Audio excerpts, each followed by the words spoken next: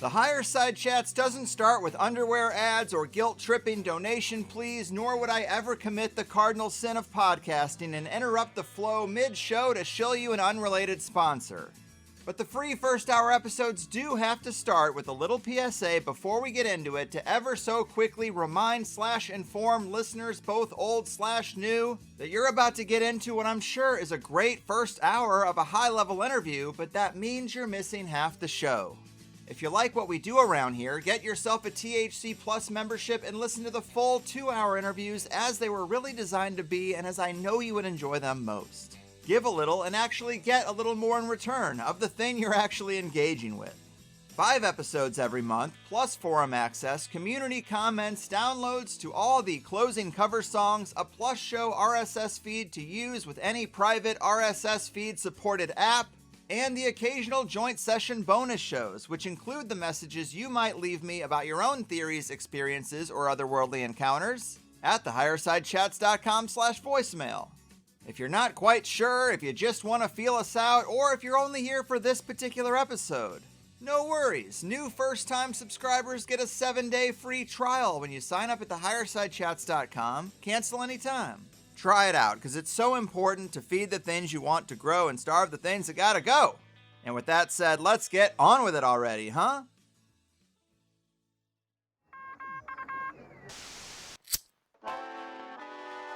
In the 1930s, President Franklin Delano Roosevelt addressed the nation through a series of radio broadcasts known as the Fireside Chats. His aim was to reassure the common man that our society would recover from its troubled times. Well, we're far from 1930, and I deal with a different kind of fire. For a new era of worldly frustration, we offer a fresh conversation. I'm Greg Carlwood, and these are the Higher Side Chats. Here we go, doing the thing from sunny San Diego. I'm Greg Carlwood, and it seems like someone should tell Miley the party in the USA is certainly winding down. Fractured communities, culture war obsessions, struggling small businesses, medical tyranny, routine gun violence, and several other layers on the conspiracy cake seem to have most people at a serious breaking point. It's as if we're being abused like lab rats in a social control-obsessed behavior sweat dream, and so many people still lack the eyes to see the string pullers serving up every possible type of thing to take up the last amount of real estate in our already overexhausted minds.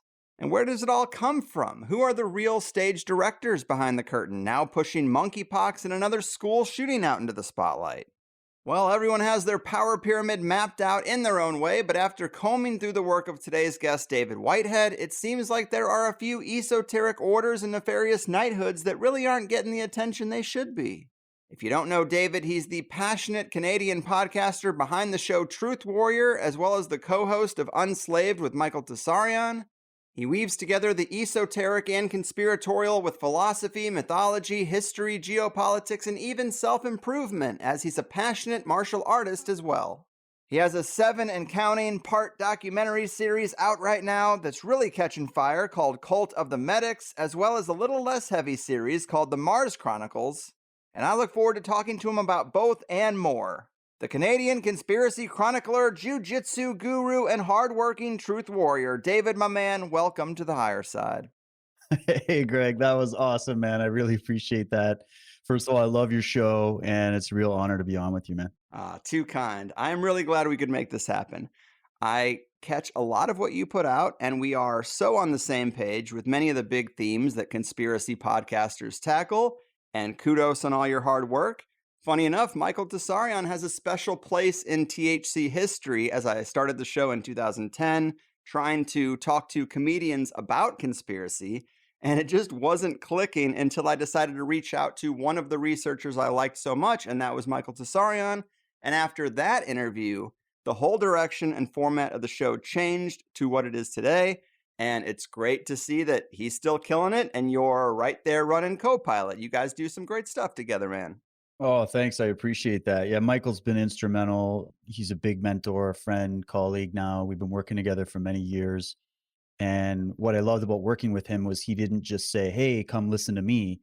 He's just an encyclopedia of just some of the best works out there on so many different subjects. So he's a reference guide. And so when you follow up the references and you start researching it for yourself, a massive picture emerges that we're going to be talking about. And then, of course, I do my own show, as you said, Truth Warrior. I've been interviewing people since as far back as 2008. And whether I aired them all or whether I was just talking to people, I was just curious. I just wanted to know what the hell's going on in this crazy world. Why is everything so messed up? Why is the media full of lies? And I knew that even back then. And look where we are now. It's as if all the conspiracy theories that we were theorizing about for so many years are happening right in front of our eyes. And we're actually almost running out of conspiracy theories now because, just got to wait a few days and they get proven true. So it's a great time to be alive. Yeah, yeah, it's bittersweet, I would say, but yes, it's a good industry to be in right now. The Calm and Simple Times podcasts, they're out of material. It's all conspiracy now.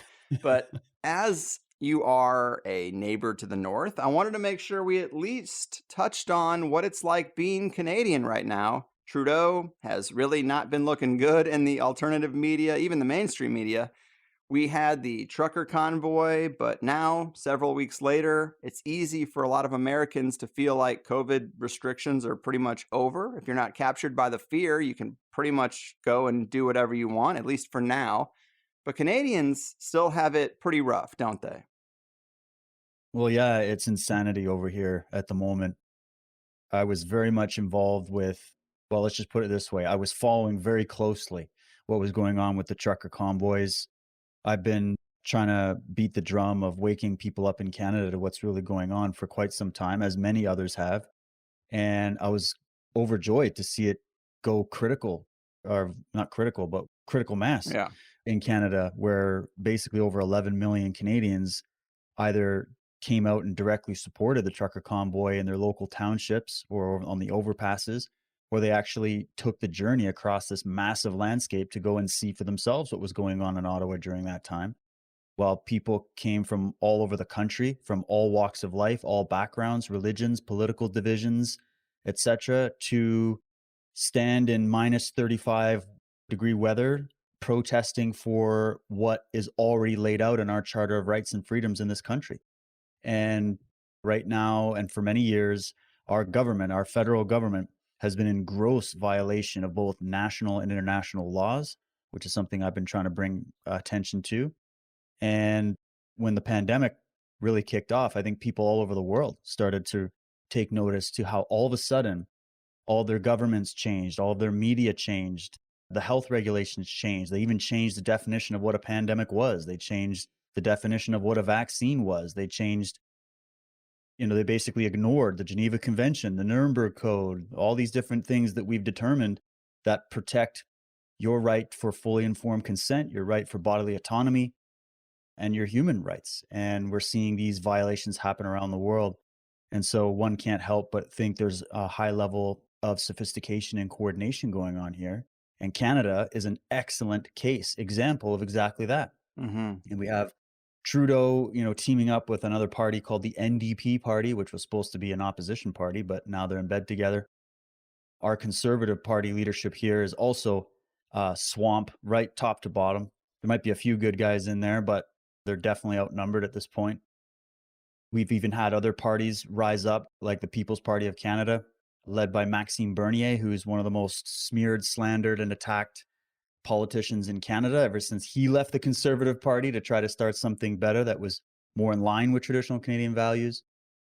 And so there's a battle happening, and not all Canadians agree on the solution, but we definitely know that what's happening is a big problem because right now, as I speak, I'm not permitted to take a train, a plane, or a bus, not just leaving the country, but also traveling within my own country. My mother passed away, not to COVID, but she had heart failure, some other complications at the beginning of 2020. And we were not able to have a funeral even to this day because we couldn't get everybody together unless everybody got the shots. So that's the situation we're in. And so there's a big fight. There's another election coming up. So some people have some hope in people like Pierre Poilievre and Maxime and some of these other politicians who could probably turn the tide and at least get us out of this mess with Trudeau. But I personally am really trying to just reach the people and say, look, we keep putting our faith and our trust in these politicians, and there might be some better than others, but in the end, we as individuals have to live the freedom that we're craving. We have to be the example in our own personal lives. We have to work on a community, local level. If they're trying to make everything move towards a global totalitarian state type of operation, then we have to do the opposite, which is to work at a local level with our friends, families, communities. And that seems to be the massive spirit that's really taking storm in Canada right now. And I'll finish with this just to give you a bit of a idea of where it stands. A lot of people thought that after the truckers got rounded up by Trudeau's Gestapo that he hired from Quebec and probably members of the UN who he brought in, they had no badge numbers, they had no IDs, and they went in and basically curb stomped a whole bunch of peaceful Canadians, including elderly women, children, and men from all backgrounds. It was a horrific scene. The world watched it. It's all documented. And now the government's trying to pretend like nothing ever happened and it was fully justified. But what that did is it obviously broke the morale of a lot of people because they thought, oh, well, see all that. It just had such a bad ending. But I'm here to tell people it's not ending. It's just, we had to see what would happen. We had to let the government play their full hand and show just how tyrannical they are. And that ended up waking up a lot more people.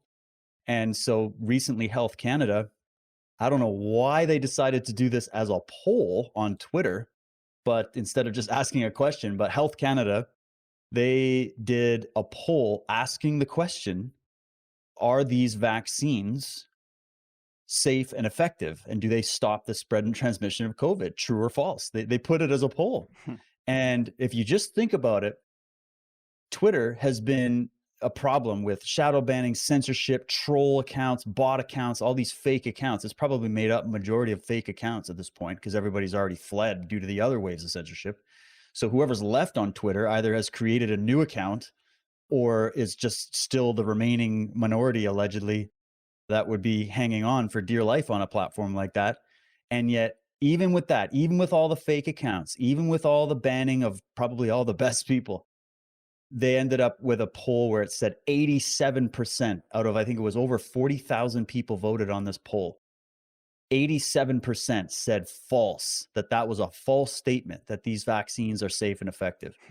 So then the Health Canada had to come out and do a fact check of their own poll and say, the correct answer is true.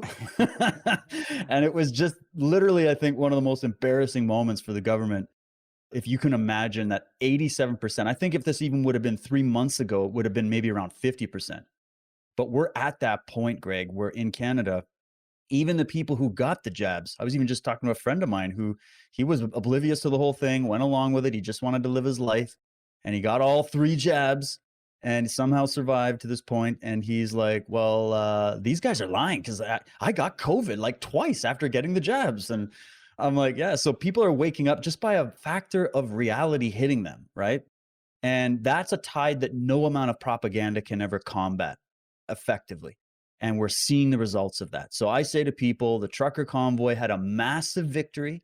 I actually attribute the fact that the vast majority of the provinces started dropping their mandates shortly afterwards. And the media even had to say, oh, but we're dropping the mandates, but it has nothing to do with the truckers.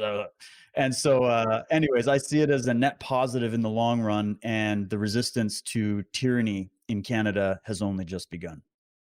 Yes. Great message. Good advice. The beauty of that survey and the trucker convoy is that the whole system has coordinated to make people who think critically about this stuff feel as if they're all alone. And we don't have a lot of indications that we aren't alone, especially through the traditional channels or even in a lot of our inner circles. But we do find cracks in that engineered perspective that everyone is in lockstep mainstream agreement. And the media and politicians lost a lot of credibility condemning the trucker convoy when everyone was out there smiling and supporting each other and doing a really good job of, on camera, seeming very positive as they could. But the state of Canada concerns me greatly because people always say, if you don't like the situation, then leave, and Canadians can't leave. No. Historically, that's a scary place to be. And if the unvaxxed are a threat, then you should be shipping them out of there instead of blocking them in, wouldn't you think? But add in the donors for the trucker protest being like a beta test for canceling people and locking them out of their finances just for donating to a protest movement. Right. So they got you there, and then it becomes hard to make a living without having these shots. So I really feel for the Canadian counterculture, and I hope listeners don't forget that just because it's not in the news cycle anymore, the tyranny hasn't ended. But all that said, I did plan to start off with the Mars Chronicles, something nice and light. But we're in it now, and we just had this school shooting in Texas, and we had a supermarket shooting in Buffalo, New York. And I'm looking at the guest list of people I have booked for the next few weeks, and I'm not seeing anybody better than you to talk to about these events. Not something we had planned, but have you spent much time deconstructing either of these events yet? Has anything stuck out to you as strange or suspect or even esoteric? Well, I haven't gone into the nitty gritty of every single part of these specific shootings other than just learning about it. I spent a lot of time yesterday kind of going through and seeing what happened. What I noticed about one of the school shootings was in Texas, that there was essentially parents standing outside of the school while they're hearing gunfire go off while their children are inside the school. Mm-hmm. And they're literally arguing with the police and the sheriff's department to go in and save the kids. And they just kept getting told, back away. We're waiting for the SWAT teams. And the parents are like, we're the SWAT teams. They were ready to grab the police equipment and go in themselves. I mean, I can imagine what I would have done. I would have found a way in. I'd find a way to drop through the glass like Tom Cruise, man. I wouldn't care. Take that guy out. I can understand the parents, and to see the police sit there and do nothing while this is happening is either a sign that the state of the police in that area, and I see this everywhere, is so bad that they're not trained properly. They're so encased in the just follow the orders mindset that if they're told to stand down, they will. Or there's some kind of an element to this where this was a false flag event that was meant, timing was interesting right before these midterm elections, right as the pandemic is being exposed literally from every possible angle, right as they start, scaring everybody with monkeypox, which we can get into in a bit. It's as if they just need a constant stream of fear to grip people on every level on a regular basis. They don't care what kind of fear it is. And of course, we know that they've been trying to take away the Second Amendment in America and other Western countries for decades. And so to me, whether this is just a horrible, tragic event that is the result of a deranged child who got a hold of thousands of dollars of military grade equipment Mm-hmm. and went into a school just as a result of the environment we live in and the environment these kids are growing up with, where maybe he was on some kind of medications. I believe he was seeing a therapist. Many of these shooters are already known to be very troubled.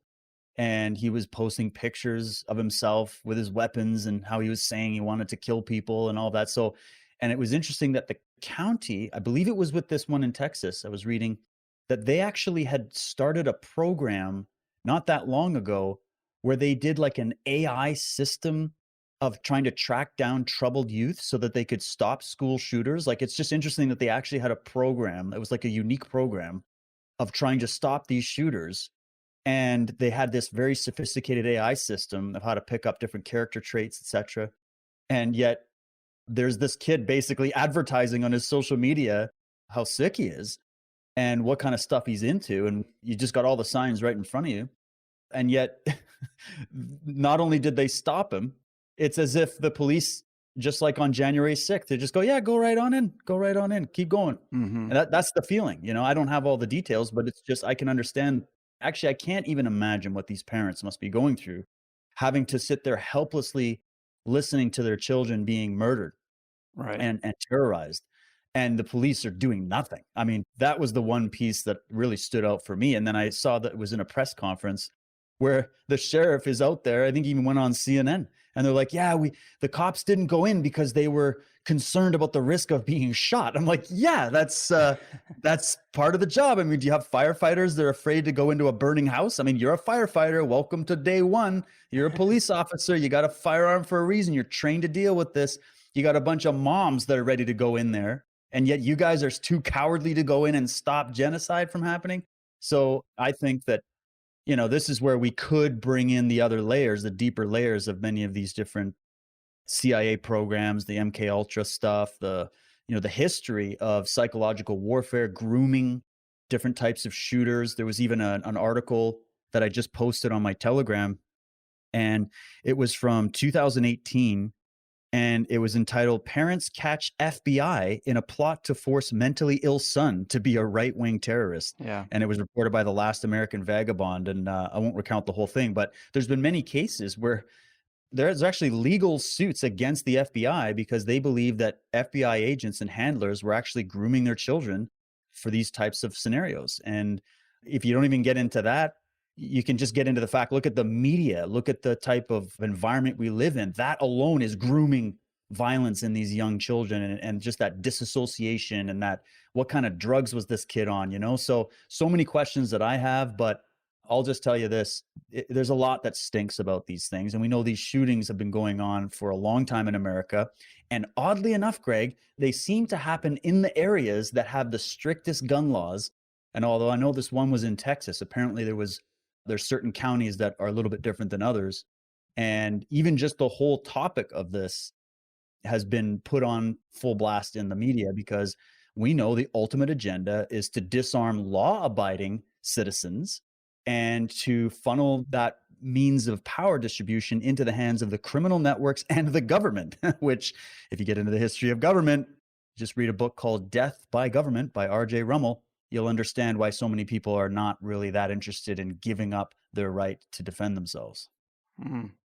Yes, well said. Those are great points. And I'm sorry to spring this topic on you, because usually I bring guests on to get deep into their specific work and expertise, but there was just no one else to talk to about it on my schedule. And I just wanted to run through a few other details, and then we'll skip ahead to some of your stuff. But Sure. yeah, with this shooting in Texas, it happened basically 2 days ago from the time we're recording, and the story is still changing. But right off the bat, as you said, this kid is supposed to come from a very poor family. He worked at Wendy's. Where did he get these 2 guns that cost multiple thousands of dollars? Full body armor? Doesn't really make a lot of sense. He apparently shot his grandma and then started driving. It seems like police were in pursuit. He runs this truck, also an expensive truck, into a ditch. Apparently, he shot a few shots before entering the school, so the school was supposed to already be on lockdown. Cops had plenty of opportunity to engage this kid. Some reports say they did, some said they didn't. But yes, that is very disturbing footage of the police basically policing the parents, trying to get into the school, even tasering some.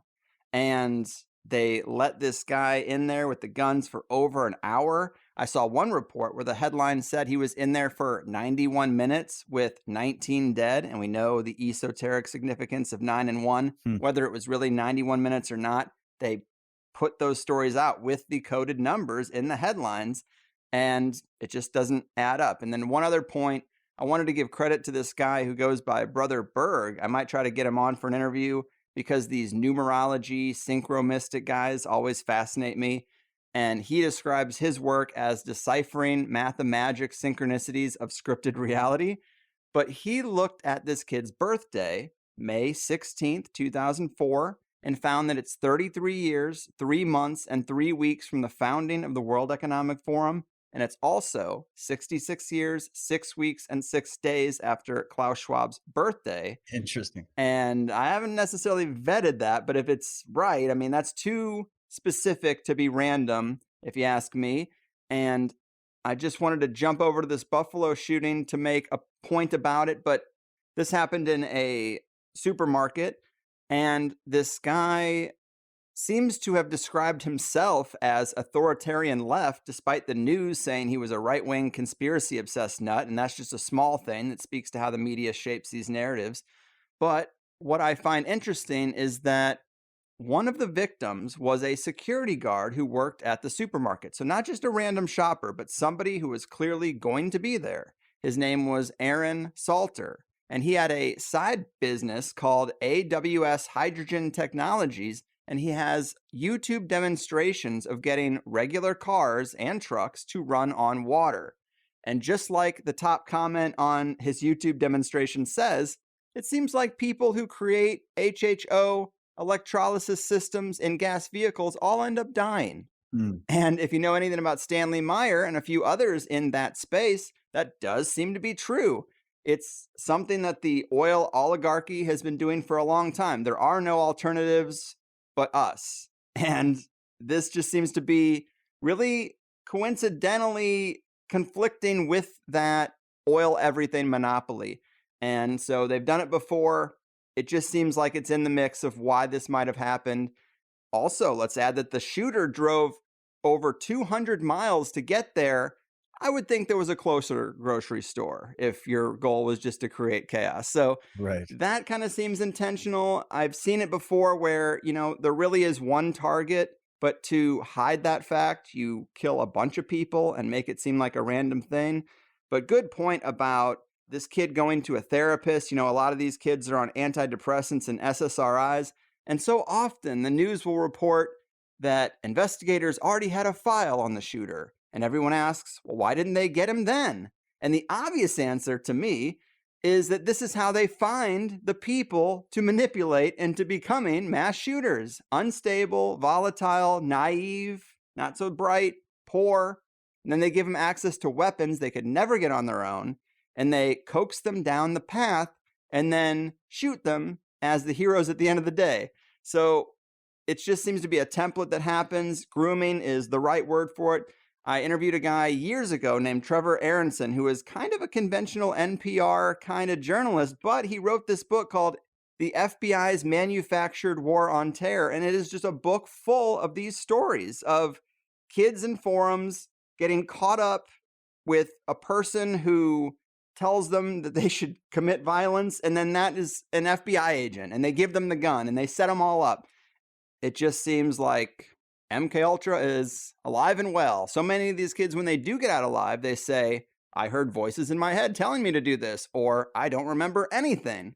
And we just ignore those reports. But man, I just wanted to lay all that out there because it is pertinent news, and I didn't know where else I was going to talk about it. But looking at the time, I'm glad you did, Greg, because this is important. It actually will fit in as we go through this stuff.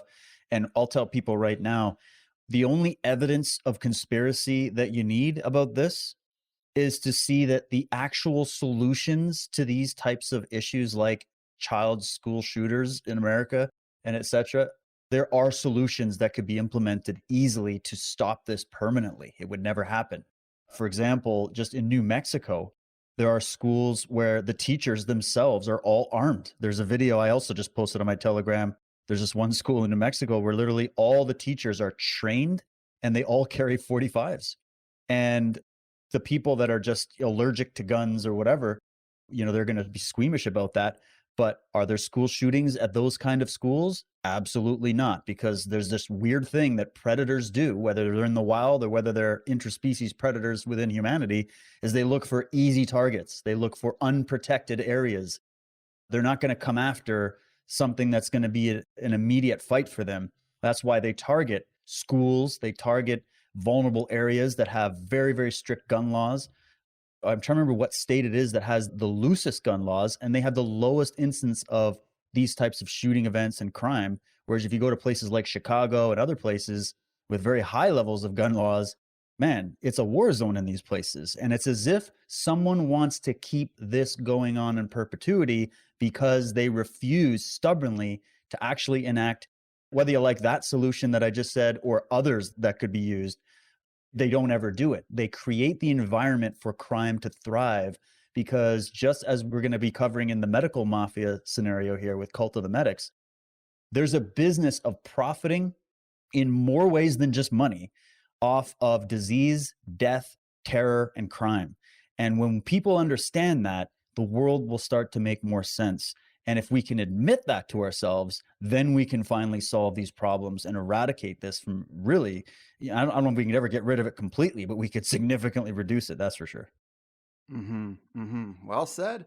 And yes, looking at the time, I'm going to flip the script and maybe we'll get to the Mars Chronicles at the end if we have time. But I do want to make sure this first hour gets into Cult of the Medic and this other side story you've been covering that might even be a bridge to get us there. This is a big setup, but I wanted to talk to you about this snake venom thread with the whole COVID op. I think most of this audience at this point would agree that COVID was genetically engineered in the lab, released on purpose, and then things like faulty PCR tests, hospital protocols, banning therapeutics, forced masks, lockdowns, it all worked to make the situation much worse than the actual pathogen itself.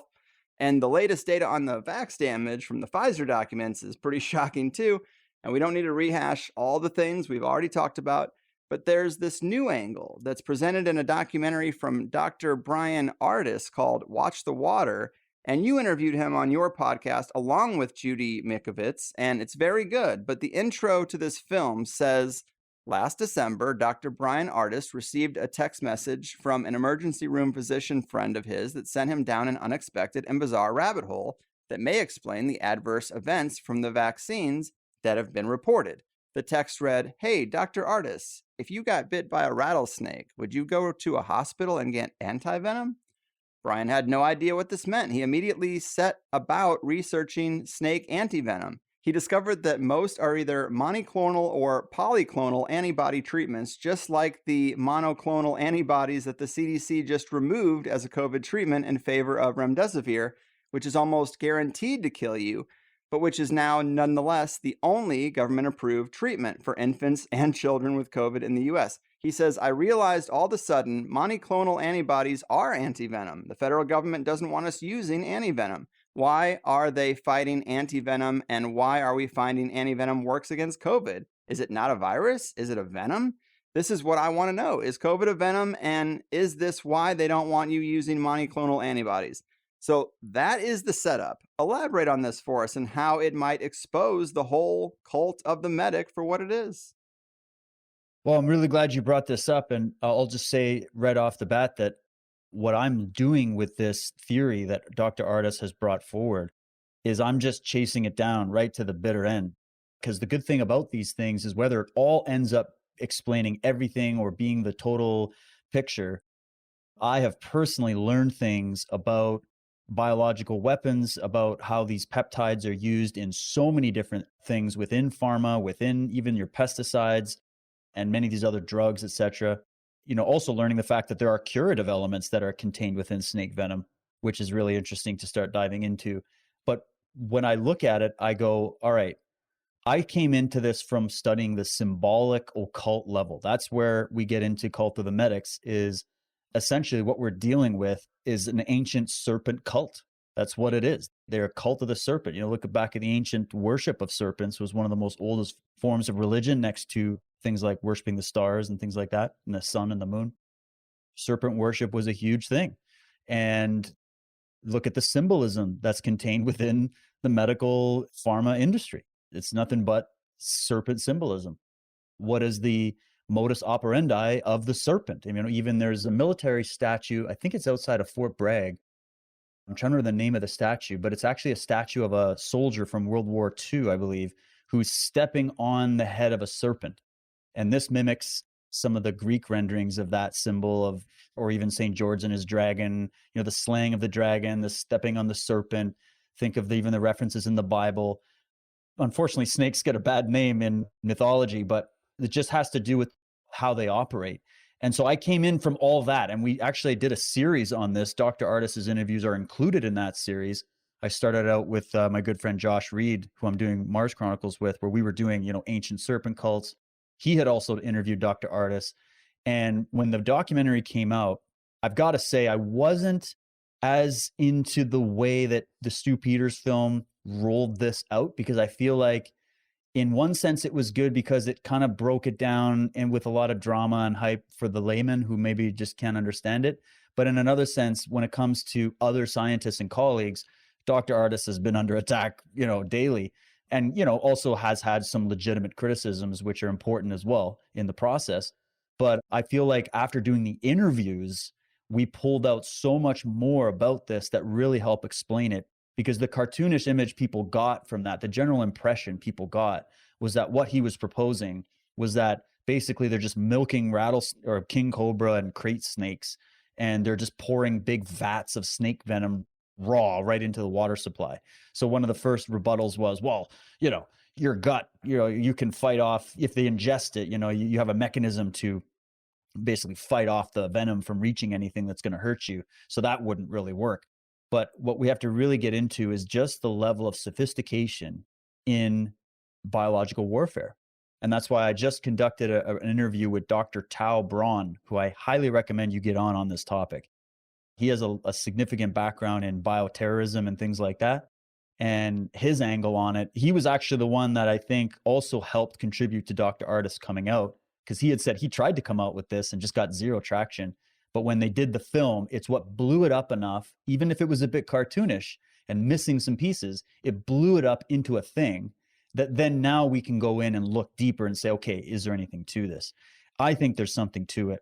And I think that what we're going to find out is that we've just kicked the door open of something that is vastly bigger than we possibly imagined. Because I think a lot of these viruses and flus and diseases are actually perpetuated, manufactured, and allowed to continue to exist, really, for the purposes of benefiting these pharmaceutical industries and the whole pharma industrial complex. So that said, when it comes to what we're talking about, really, we're talking about two different well, there's a few different possibilities. Some people don't like the water aspect of the fact that this was put in the drinking water, and that's how they did it. Dr. Artis got that from, it was a researcher out of China that did a study in China, in Wuhan, and she had basically come out in an interview at some point and said that the Chinese government, the Chinese Communist Party, had been using this method of testing viruses on the population by freezing these peptides and these different viral particles within ice, and then bringing the ice to these markets. And when the ice melted and then it starts to integrate with everything everybody's eating and exchanging, it passes around these types of things really, really quickly. And then they sit back and they monitor their results. And they've been doing this in China for a long time. And there's some other indications that that is the case also. And we also know, even in the Western countries, there's a long history of the government experimenting on its own citizens and then later being exposed and then admitting it and then carrying on as if nothing ever happened. And so there's so many elements to that. But what we're dealing with here is not just raw snake venom, if this is what it ends up being. Another way of looking at it, I think Dr. Braun, he thinks this was aerosolized, that in some way, especially in Wuhan, when you started seeing footage of people dropping in the streets, the first theory about that was that that was all staged and it was all just put on the internet as propaganda to freak everybody out. But deeper investigation shows that no, there was really this kind of stuff going on in Wuhan. And if that's the case, that's not what viruses do to people. Viruses don't make you collapse in the street. They definitely don't make soccer players drop on the pitch either. There's something else going on. And that was the first indication to him that, well, there's some kind of aerosol release that they did in a market. And they're so sophisticated. I think this is where people that are really critical of this theory are missing out. They're not aware of just how sophisticated the biological weapons programs are. And that's a big blind spot that people have, because they think, oh, they just weaponized the flu. Well, what are the symptoms of this specific flu? And one of the big questions that really struck me to go investigate this further was a few things. Number one, why did children not experience COVID even the same way they experienced the flu? So when it comes to mortality numbers, according to even the official data that is hyped up to try to scare everybody, the children weren't dying from COVID, and they die in higher numbers from actual just seasonal flu. So that was interesting. If this is a novel virus, if this is a new virus, why are children able to survive it, whereas middle-aged people are having so many issues with it? Even though we know, again, it's a lot of it's overblown. Because I think this biological weapon, I think it actually in one sense, didn't get the traction they were hoping for. And in another sense, which we can get to, Dr. Braun, his theory is that they did it as a soft bioweapon on purpose because they wanted to roll this out in phases, but we can get to that. But just to finish this point, if children were not as affected by this as they are other respiratory viruses, including colds and flus, that was an interesting point to go, why would that be? Well, Dr. Artis was telling me that till the age of 12, you have almost like a second brain in your gut. Your gut acts as like a second brain, and it has its own sort of immune system, if you will. And there's a certain aspect of that that protects you to an extra degree, specifically from toxins, poisons, etc. This is just a product of nature and how we've evolved on the planet, that it protects you to the age of 12, because the idea is by the age of 12, you would have been touching more things, you would have experienced more of the terrain of the planet. And so then the actual body's natural defenses can take over from there. So there's almost like a crutch that a child has that an adult doesn't have. And that's what saved them from having the same effects from this, if it was indeed weaponized venoms and probably other things that was involved with this. There could also be a respiratory element to it, because they can actually take these snake peptides or peptides from anything, what are they, like snails and poisonous creatures, etc., and they can make it aerosolize, and they can attach it to a virus, and they can basically add it to the mix. So all we really have to look at with this theory is that we're just adding to what we already know. Also, the other thing here is that people that were smokers, like tobacco smokers, cigarette smokers, they had a very low death rate and hospitalization rate across the board. And that's interesting, because you'd think if this is a respiratory virus that attacks the lungs in the way that they told us, why wouldn't people who smoke regularly be the worst category? Why are all the homeless people still walking around? I still see the same homeless people I did 2 years ago walking around downtown my area. How come they didn't get wiped out from this thing? And so it turns out that there's like a nicotine receptor in the system. And I'm not an expert here. I'm sort of just recounting from my interviews. But there's something with the nicotine that binds, I think it's to the ACE2 receptor or something like that. Don't quote me. I'm not the technical guy. That it actually overpowers snake venom. So this could be one explanation, is to add this to the mix, that there's a snake venom or venom component to this virus as a byproduct of the real gain of function research that was going on that everybody's talking about.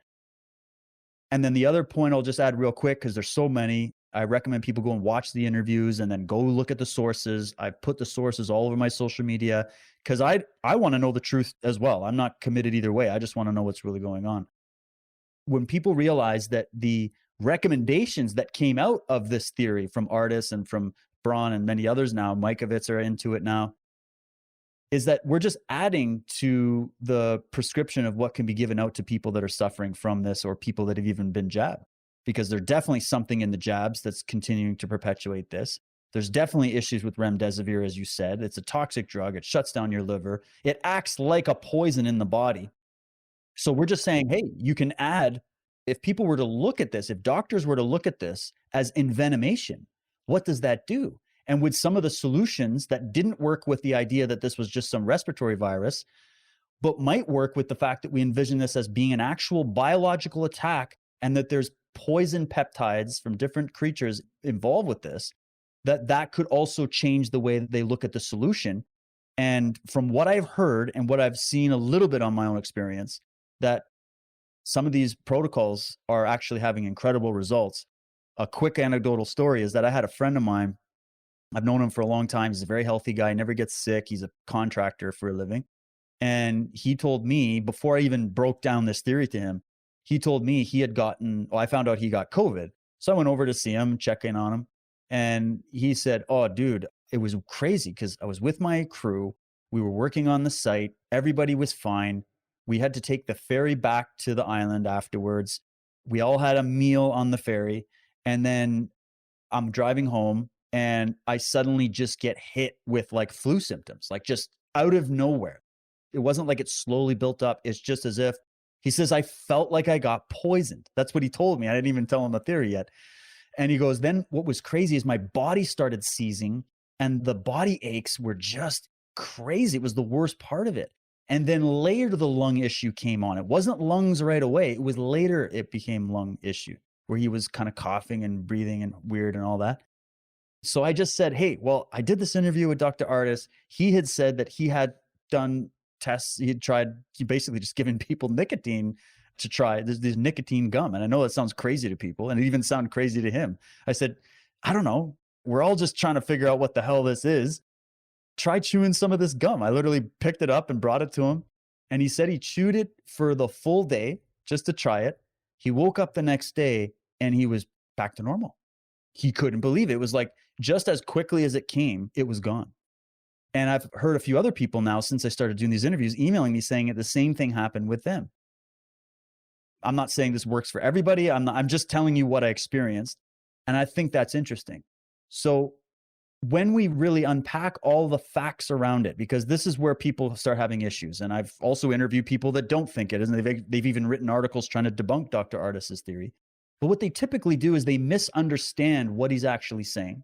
I think that is due just to the way that it was rolled out. They didn't go and dig into the full spectrum of all the articles and the facts and the studies that he listed. And then they also don't equate. A lot of these guys are scientists, and they look at peer-reviewed literature daily, and they're looking for the truth in peer-reviewed literature. And the issue with that is something I expose in Cult of the Medics, which is that even the peer review, quote unquote, process and the whole medical journal area has become its own industry and is incredibly corrupt. And there's a lot of elements we can't rely on. All you got to do is look at what happened with the Lancet study that had to be retracted, as many other studies have been retracted. And there are many other studies that should be retracted, but haven't been yet, because there's corruption top to bottom. And there's a lot of issues with that. So if people are expecting this concept to just be laid out in black and white, right in the medical literature, I would just suggest that that could be a blind spot in one sense, because you have to zoom out to see the bigger picture to really even take this on. And then in the end, I know Dr. Artis and many others are actually doing tests. They're trying to get a hold of actual raw remdesivir and these actual vaccines. I find it interesting that it's extremely difficult to get a hold of samples of vaccines and things like that to test, which is interesting. It's almost like they're hiding something, Greg. So anyways, they're going to try to do these tests to try to spell it out and try to find it. There is this study from Italy that you can look at. That's really interesting. It's not conclusive, but it shows the signatures of people who they did a test. I think this was pre-vaccine rollout. They did a test in Italy of a group of people that had COVID and a group of people that didn't. And in the COVID positive patients, they were showing up all kinds of different kinds. I think it was like 30 different types of snake and different sea creatures, types of toxins were found in their blood, their stool, their urine, etc.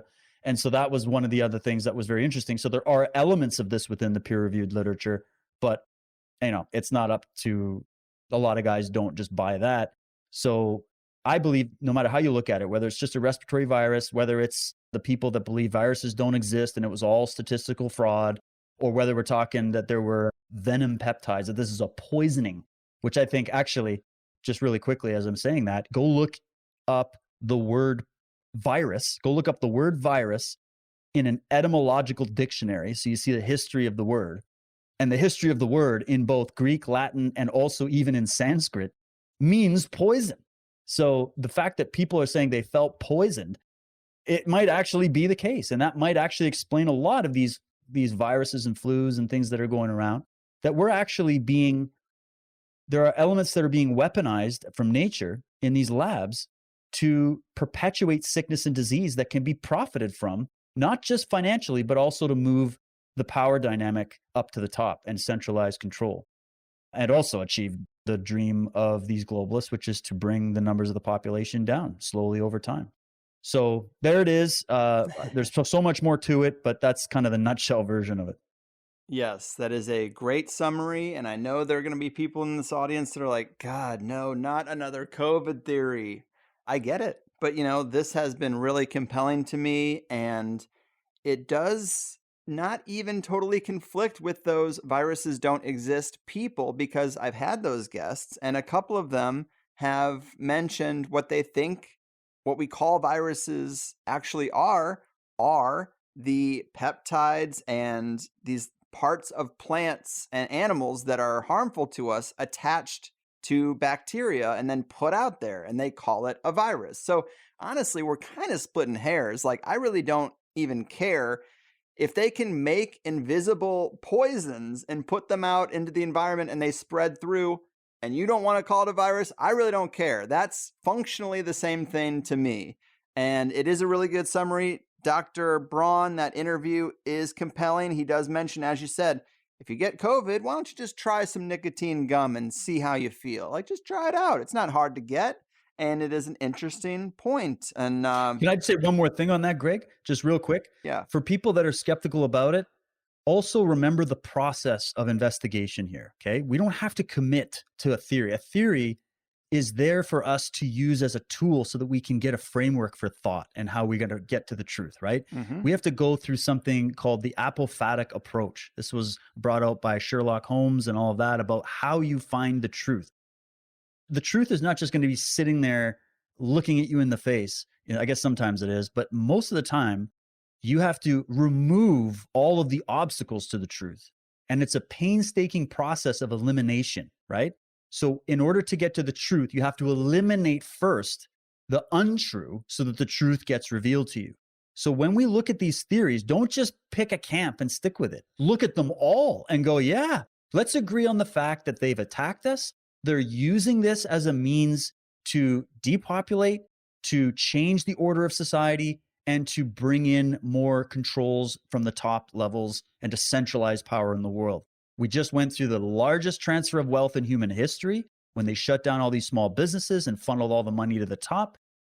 And so it's not a stretch that we could all agree on that and then start going down these different paths to try to find out what the actual truth is, because we're dealing with criminals here, and criminals typically try to hide what they're doing.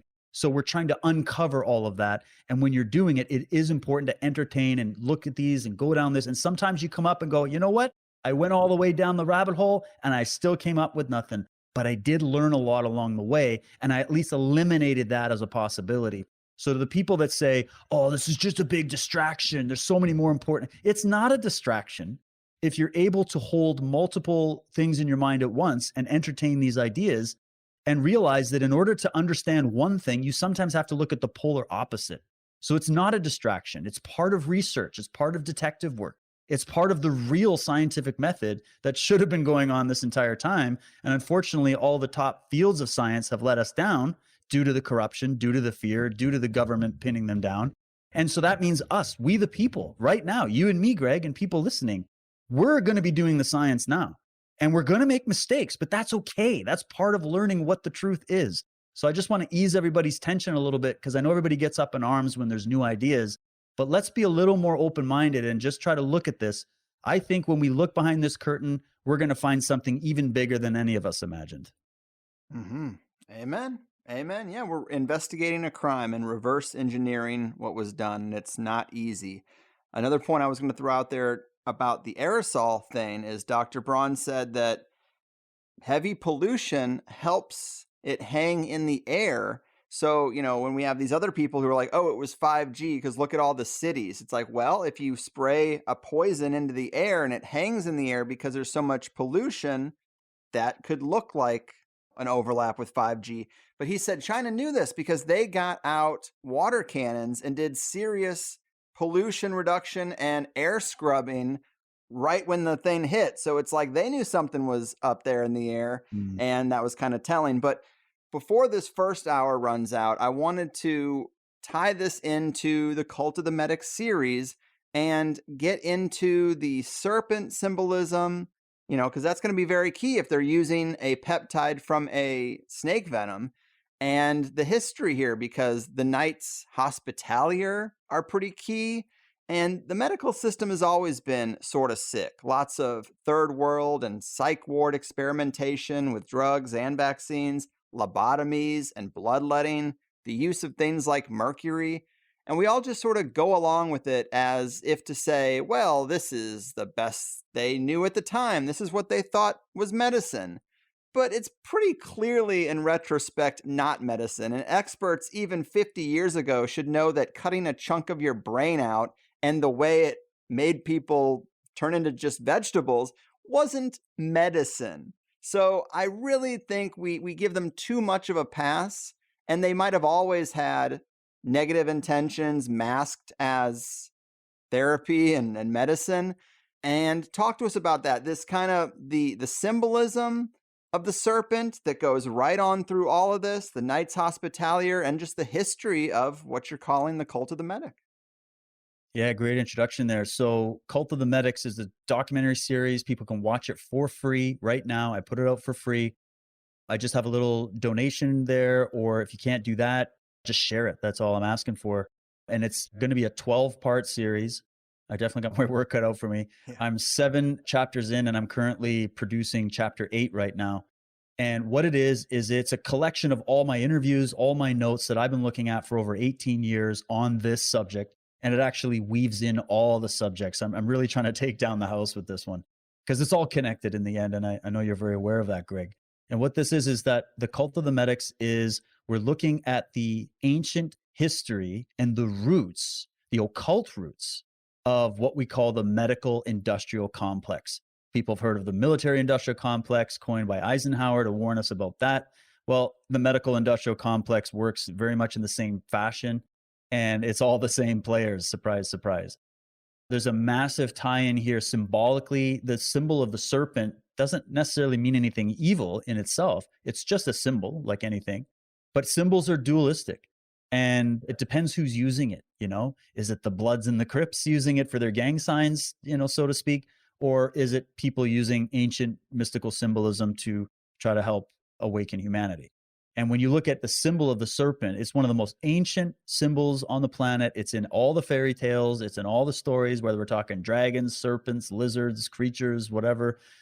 The serpent in ancient times, in many cultures, was looked at dualistically as being a symbol for wisdom and also for medicine, right? So symbol of medicine and wisdom. And there's even the quotes from the Bible where the Christ is saying, be ye wise as serpents. Meanwhile, the whole Bible is situated on the idea that there's a serpent lurking on the planet, or serpent energy lurking on the planet that is profoundly evil and seeks the destruction of humanity. So interesting that you already see the dualistic nature within that book and many other aspects to it. And what I'm looking at here is I'm calling it a cult because I had been doing research on cults right before the pandemic. I was actually doing a show for History Channel called The Unexplained. I had William Shatner as the main guy, and I was just kind of contributing research and doing some monologues and whatnot. And they had an episode where they flew me down to a place called the Museum of Death in LA, which is a horror show. It's a collection of all the pictures and newspaper clippings and all the stories of infamous serial killers and freaky cults like Heaven's Gate and Charles Manson and Jonestown and, the Process Church, the Final Judgment, all these different cults. And they've got all this collection of this stuff. And we shot the episode in there. And I kept that research fresh in my mind as we moved into the pandemic because I started seeing a lot of similarities between these different elements I was taking apart in these cults and seeing what was being pushed through the media, trying to create a cult-like mentality about the pandemic. And also, I had been triggered earlier on because I've been wanting to put this thesis out for a long time by 2 main books, which were, one was Confessions of a Medical Heretic by Dr. Mendelsohn. He was a famous doctor in the 70s. He wrote a whole book on how he basically left the flock, and he called it a religion. He called it a cult. All the chapters of this book are him comparing the medical system as it is now, because he looks at it as a system that got infiltrated and devolved. It could have been better than it is. But it basically has all the signatures of a cult. And then the other one was by Eustace Mullins, Murder by Injection. And, those 2 books alone will open up a lot of people's minds. But when I put them together and I started putting all these pieces, and then I'd been doing work with people like Michael Tsarion and Jordan Maxwell and many, many others on these ancient cults and what's going on at the Vatican with these Jesuits and these chivalric orders, Opus Dei and the Knights Templars and the Masons. And a lot of people skip over the Knights of Malta, which their original name was the Venerable Order of St. John of Jerusalem, which ties them back to an even more ancient sect called the Benedictines, which we can get into. And then they eventually had to change their name. They found a home on Malta, and they called themselves the Knights of Malta. And even to this day, on their own website, they refer to themselves as the official military order of the Catholic Church. And a quick little breakdown of that history is that the Templar order, when it was sort of disbanded and they hunted down some of the main knights, the Vatican did, and they shut it down, all the wealth that the Templars had accrued were actually held in trust by an order of clerics. So these would have been your priest class of the knights. The knights were the guys that went on the front lines, fought the battles. They were essentially mercenaries. They had an independent nature from the church, which is why the church didn't like them after a certain point. But look at the Catholic Church at that time and the Templars as really just two rival gangs. And I'm not indicting all the knights here. We're just talking here about the top levels, especially this clergy behind them, this cleric order behind them. And the Templars themselves, these were the front that were taken out, right? The rest of them were scattered all over Europe and they went in hiding. They were actually absorbed into the Knights of Malta. Their knowledge base, the wealth that they'd accrued. Don't forget that the Templars were the world's first international banking cartel. And a lot of that knowledge they actually gleaned from working with different orders within the Middle East when they were going on the Crusades. And there were some liaisons that were made there. They learned a lot about herbology, biological weapons. Just remember, by the way, snake venom is one of the oldest forms of biological warfare. And they took all this knowledge and they brought it into their order. And they were also a very sophisticated spy network during that Middle Age period. We're talking here now about the Knights of Malta specifically. They had a very sophisticated spy network, which in my mind, if we kind of roll through a bunch of pieces of history and fast forward to World War II era with Operation Paperclip that everybody's might be familiar with, which I refer to as the Vatican rat lines, was all sponsored by Rome. They basically pulled out the top Nazi scientists from Germany and brought them into Western countries. And there were maybe some practical reasons for doing that on the surface, but deep down they were trying to maintain the structure of the orders that they created, because there's a lot of research to show that the Vatican and many agencies of the Vatican and many of these secret societies are deeply embedded with what went down within Nazi Germany. There was a very occult level to that. It's all throughout their symbolism as well, by the way. And then it all got integrated together. So it just got all merged over time. And at some times in history, these gangs fight each other, and sometimes they unify under the banner so that they can keep the power, the wealth, the control of resources, etc. And so that's where the story of the Knights of Malta comes in, because they were the Knights Hospitallers. During the Middle Age period, they were called the Knights Hospitallers. And they were kind of looked at as a rival gang to the Templars because they were in service to the Catholic Church. So that symbol ended up, their symbolism is what ended up on all of our major medical institutions, pharmaceutical companies, etc. You got your bowl of Hygeia, you got your cups of Hygeia, which are serpents wrapped around cups. You got either the single snake going up the staff or the two serpents going up the staff. Again, nothing necessarily evil about that as a symbol, but it was used and employed by these orders to represent who they are. And they got into the drug trade before anybody else did, these medics, and they exploited it for two reasons. One, they could produce medicines that would help in the field of health, but on two, they could also basically dominate the space of controlling health and learning how these chemicals can also be used as a negative in warfare. And the question is did warfare start to be applied against the public because these guys realized that, or they had a belief that that was one way they could keep the population under control, is you could drug them. You could keep them drugged, dumbed down, disconnected, etc. And then, of course, you could also easily take out anybody you see as a threat. And so this knowledge, you look at the symbol of the Knights of Malta, it's a four-winged cross. It's the sort of the iron cross. To me, it's the four directional points pointing to the center, which to them, the center is Rome or Christendom, or however they look at it, their order. And then another way to look at it is it's actually an unfolded pyramid seen from above. That's what those crosses are that you see all over these medical symbols. They're not Christian in the way most Christians would see it. These people are occultists. They have a totally different belief than you could possibly imagine. And they just wield those symbols to hide behind them. It's like the wolf in sheep's clothing kind of thing. And I'm also doing some stuff on this latest chapter about how that symbol didn't even originate in Christianity. It comes from the old rune stones, from the Druids and the Vikings and the Boks and all these people, the ancients. They looked at it as a solar symbol. And so if you remember the history of how Rome went on its escapades, they wiped out these people. They built the Vatican on top of ancient Mithraic temples. Those Mithraic temples were built on top of old Druidic ruins. And they look at that as actually a central node on the planet for power. And they have their whole occult game going on over there. So without belaboring the point, a cult is basically formed within the medical system. It's run from a literal cult. I'm not just speaking facetiously by naming it Cult of the Medics. I've identified that it is an actual cult. They operate like a cult.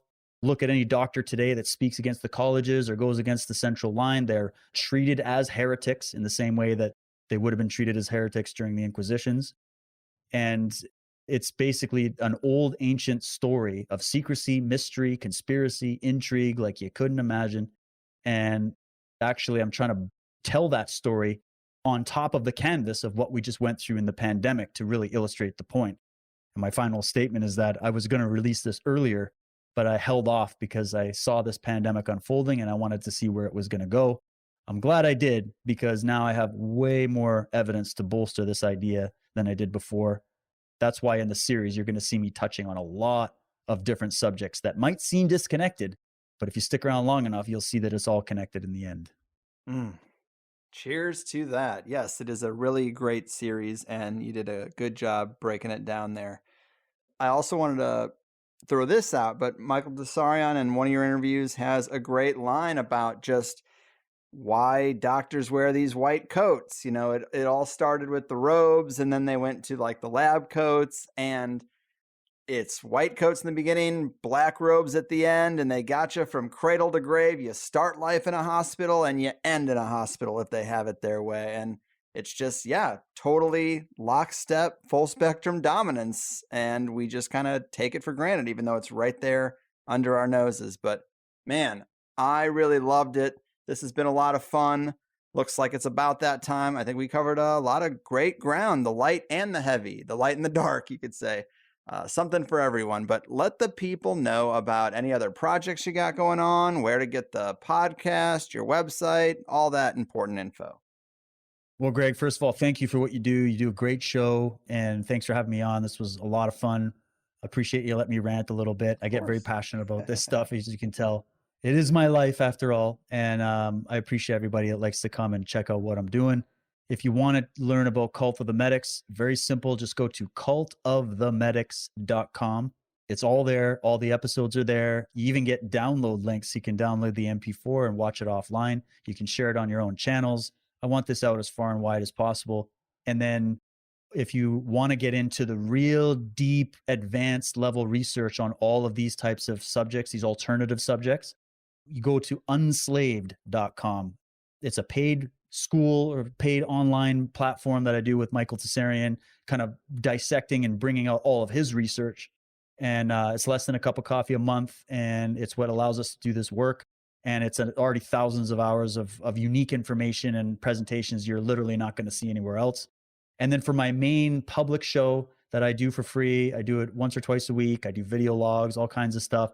Go to dwtruthwarrior.com and that'll link you. I'm off all the mainstream socialist media platforms because I've been banned for covering the pandemic. But you can get me on like Rumble, Rockfin, DLive, Twitch. Telegram is my main social media, although I do have a Twitter account. But it's all linked over at dwtruthwarrior.com.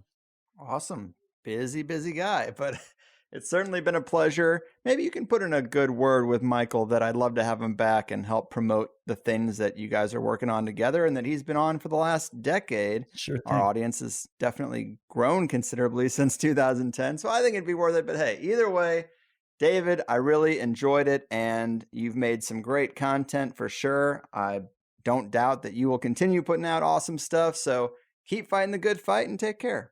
Thanks again, man. Same to you. Haha, had to do it, guys. Had to slide that in right there at the end. Always be closing. You know the game. But big thanks to David. I thought he really brought the heat. I definitely kind of shoehorned some shooting commentary in there. But I just felt like I wanted to get a few things out regarding those two situations without booking a whole show about it. And how crazy that we've had two more in just the time it takes for my guy to edit up an episode. Chattanooga and then another shooting in Tulsa at a hospital, I guess. How appropriate that our last episode was a deep dive into MK Ultra, because something is certainly not right with all this. When I hear these kids are always on SSRIs, part of me wonders if the therapists themselves aren't the ones feeding these kids to the three-letter agencies. Psychology is a dark field, but maybe I'm taking it a little too far. That said, I threw out some of the info I had seen at the time. As usual, we have initial reports, and then a few days later, so many of the details have changed. The kid apparently worked at Burger King, not Wendy's. Obviously, that's one of the most important details we have to get right. But he also had the same gun as Stephen Paddock did, and apparently, gun enthusiasts noticed that the grip is in a strange position, and it's in that same position on both guns. But people were quick to jump on a lot of things that didn't add up in this case, and the system did do a little damage control, trying to say this impoverished kid got the thousands of dollars worth of guns, body armor, and ammo on credit. We knew he didn't have the cash, and now it makes sense because when I was 18, I couldn't even get lunch with the credit limits I was offered. But sure, that answers all the questions, doesn't it? Crazy that Canada did a blanket ban on handguns and in the same week organized some sort of vaccination task force. I don't like the sound of that. Not only can the unvaccinated not leave, but now it sounds like some kind of troops will be working off a list and making the rounds. I should be so cynical at this point that I expect stuff like that, but even I'm surprised. But I will say, when it comes to the Texas school shooting, the memes and general social commentary I've seen kind of rubs me the wrong way, because it's totally appropriate to say these cops were cowards. But I am seeing a lot of blanket statements and memes about cops in general, and I never thought I'd be the one defending the police, but I think there's something to be said about all these stories from George Floyd right on up to this shooting being designed to turn the public against the police. That's where that defund the police phrase even came from. And then you got the super progressive district attorneys that won't prosecute crimes, and they do this catch and release thing on top of kicking out the non-compliant unvaccinated cops. So now there are fewer doing the job than ever. It starts to stack up. And the good guys that I know who are police officers have said that they're pretty much over it, because the general PR is so bad, and the DAs being soft on crime means they are arresting the same people week after week who know there are no consequences. So as hard as that job is already, it just seems super convenient that we're hearing all this about supply shortages, inflation, and people being on the edge of poverty, and the public's relationship with the police is on such shaky ground, with less on the force than usual after the jab debacle, and it all seems engineered for some purge-like chaos. Again, maybe I'm crazy, but when certain people realize that the cops are overworked, exhausted, and not showing up for 30 minutes because they're spread too thin, not really a direction I want to see things go. But all that on top of the cult of the medic stuff, I think made for a informative episode for us. I've been reading more about this snake venom perspective, and it seems like a lot of people smarter than me are taking it seriously. Remember when Sophia Smallstorm kind of made similar points based on the work of a doctor she was following around the time of our last interview, who was saying that viruses are actually extracted toxins from plants and then put out into the world, or something very similar? And it's not to say there are no viruses, but just that they extract toxins from plants and animals in the lab, attach them to viruses or bacteria or whatever, and then it's framed as natural. That's a thing that happens. It doesn't have to be the only reason people get sick, but it seems like that is a thing. And for me, it's not like we need to solve all this with a single conclusion, you know? David mentioned his interview with Dr. Braun, and it's a good one. The guy said, notice how we never had a SARS outbreak until they started doing work on it in the early 2000s? Makes you think. And I don't know if COVID and what's in the vaccines is a snake venom peptide, but if you listen to Dr. Artis talk about it, or you listen to David's interview with Dr. Braun, they make a very academic and detailed case. So you're just getting a broad overview here, and you might not even care. You might be over the whole COVID thing. You landed on something and you're not looking to adapt, and that's fine. But as a thread that's gaining traction with really bright doctors who aren't on the corporate payroll, and with David doing this series on the deep history of these knighthoods and secret orders literally founding the Western hospital structure, coupled with Rockefeller petromedicine, of course, it was too convenient of a bridge to not bring it up. I too thought we were done with new takes on COVID and the shots. Obviously, we're learning more about the damages all the time. Luc Montagnier, who got the Nobel Prize for discovering the HIV virus, died not long after doing interviews where he said COVID looks a lot like HIV/AIDS. Now we have mainstream stories that people who took the shots have tested positive for HIV. But don't worry, they're all false positives. Well, I find that pretty coincidental. Seems like the shots crashed the immune system, and they are now talking about yearly shots, as was predicted. And we'll leave it at that. I won't even get into blood clots, myocarditis, fertility issues, cancers that form when the blood clots get stuck, athletes dropping mid-game, the new, more intensive health screenings that some schools have put in place to play sports as a vaccinated student, or the young kids that are suddenly getting hepatitis. But the snake venom angle makes some sense to me, and I wanted to at least put it somewhere in the THC archive. And so now that you've heard about it, you can either look deeper with those resources if you want, or don't. And the nicotine thing is really interesting too, though, isn't it? If you get COVID, try some nicotine gum and see what happens. I'd be willing to do that. So I found it compelling, and symbolically, it's a very clean tie-in, and going back to the Knights Hospitalier is a nice touch.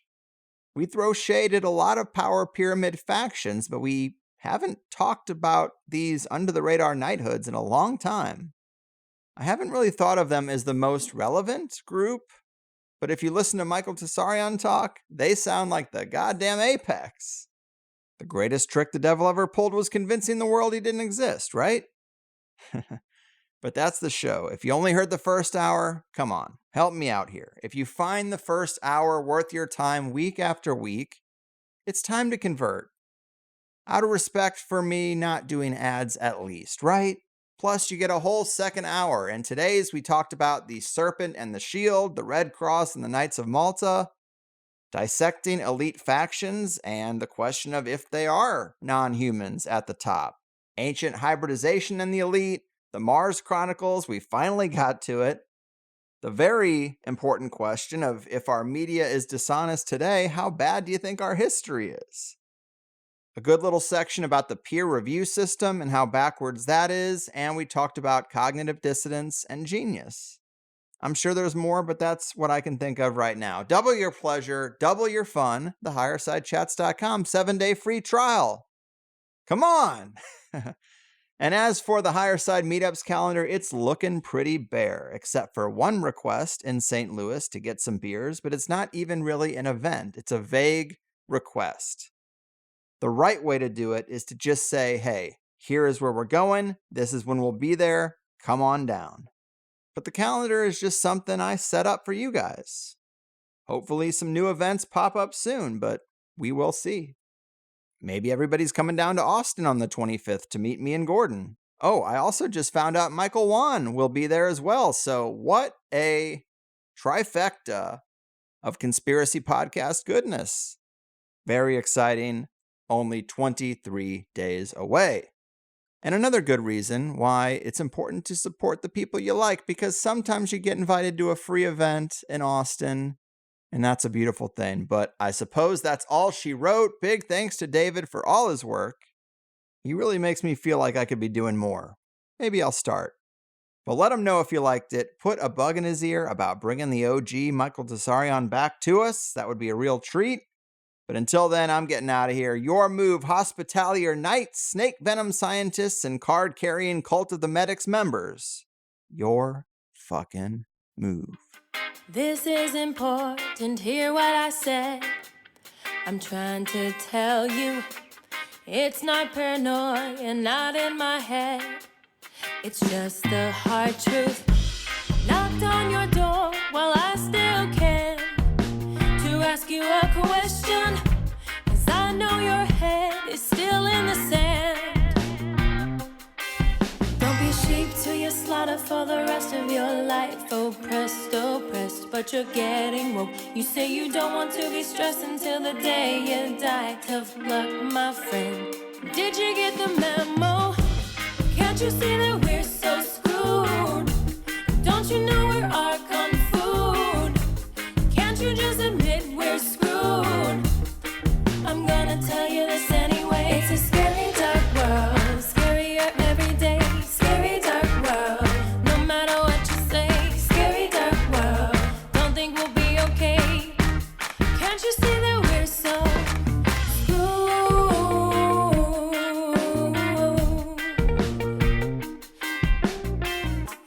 You sit and wish, but we don't have a choice. It seems we're stuck here, but you can find gnosis, drown out the noise. Now use that altar and up your magic game and listen to THC. You know you go with the entities. If you ever see the UFO, don't be sheep to your slaughter for the rest of your life. Oh, pressed, but you're getting woke. You say you don't want to be stressed until the day you die. Tough luck, my friend. Did you get the memo? Can't you say that we're so screwed? Don't you know we're our kung food? Can't you just admit we're screwed? I'm gonna tell you this anyway. It's a scary dark world, scarier every day. Scary dark world, no matter what you say. Scary dark world, don't think we'll be okay. Can't you see that we're so screwed,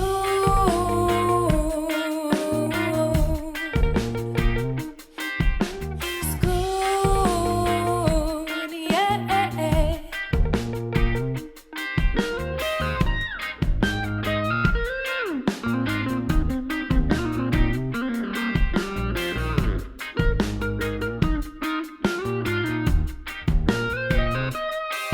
Don't be sheep to your slaughter for the rest of your life. Oh, pressed, but you're getting woke. You say you don't want to be stressed until the day you die. Tough luck, my friend. Did you get the memo? Can't you say that we're so screwed? Don't you know we're our kung food? Can't you just admit we're screwed? I'm gonna tell you this anyway. It's a scary dark world, scarier every day. Scary dark world, no matter what you say. Scary dark world, don't think we'll be okay. Can't you see that we're so screwed?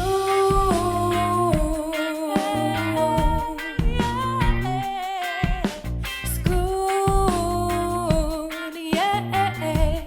Can't you see that we're so screwed? And that is another show complete. Remember, as much as you enjoyed this, which is just the free first hour, I hope you'll become a Plus member to hear the full 2-hour interviews.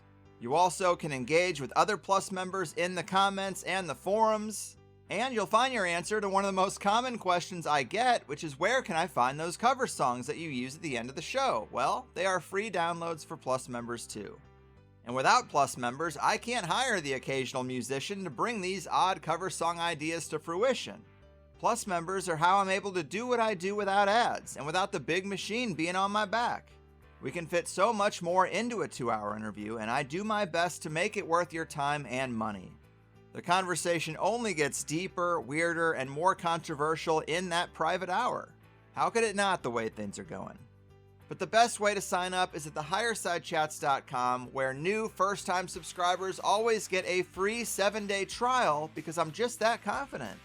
There's no PayPal on the website, but if you need to use PayPal, then sign up through Patreon and you get all the same episodes. Our website is a credit or debit system, but you can also scope out the other options like a few various cryptos, cash or check mailed to the P.O. Box, and I'll even barter with most people if you have your own business and produce something nice that my wife or kid or taste buds might like.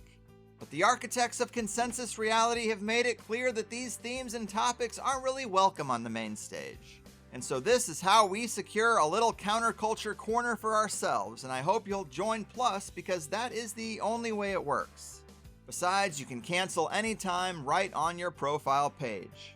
The most common concern I hear is people just being unsure if THC Plus will work with their podcast app, and the answer is probably yes. But if not, we have several high-level app recommendations for whatever phone you use, and the website is made for mobile too. We're trained to tip a waitress for bringing us a sandwich, but that tip doesn't give you access to a second sandwich. Really, I'm not asking for any more than that, and I think I offer a better service. Come get your second serving of tasty conspiracy goodness in exchange for that small token of your appreciation. Beyond that, let it also be known that we have grown and survived as long as we have by word of mouth. I don't care so much about social media likes or follows, but tell the right people about THC. And not just listeners, but the high-level figures who are better suited to sit down with me than most other hosts. And if you can help me with any of these things, I can work to bring you better shows, which is just a win-win for both of us. Informative, entertaining, and action-packed. It also never hurts to thank a guest you liked if you have the time either. We want them to know people are listening, so they're willing to come back down the road too. Thank you for spending some time with me, and cheers to a better tomorrow.